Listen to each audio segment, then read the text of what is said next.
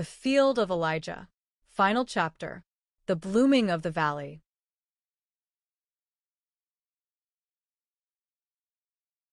Spring came early that year. The snow melted from the mountains in silver streams, feeding the valley below. The field, once touched by frost and silence, now shimmered with life. The blue flowers spread wider than ever before, their petals lifting toward the sun, as though in praise. Elijah stood at the cross, his hands resting on the weathered wood. He was older now, his steps slower, but his eyes were bright. Around him, the field was no longer empty. Miriam returned, carrying her lantern, though she no longer needed its flame to remind her of God's nearness.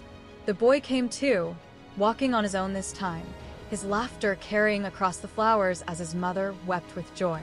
The shepherd, the widow, the weary, all who had once come in sorrow now returned in gratitude. They did not come for Elijah. They came for the cross.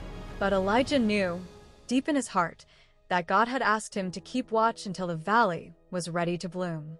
That morning, as the sun rose behind the mountains, the people gathered in a circle around the cross. No one led them. No one preached.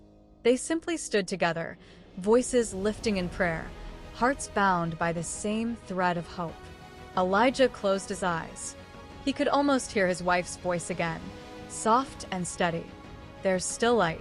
And when he opened them, he saw it, not just in the sunrise, not just in the flowers, but in the faces around him. Faith had taken root. Hope had blossomed. The valley was alive with God's promise. Elijah smiled, leaning against the cross. He no longer felt alone. The field was no longer his refuge. It was their sanctuary, and it would remain so, long after his footsteps faded from its soil.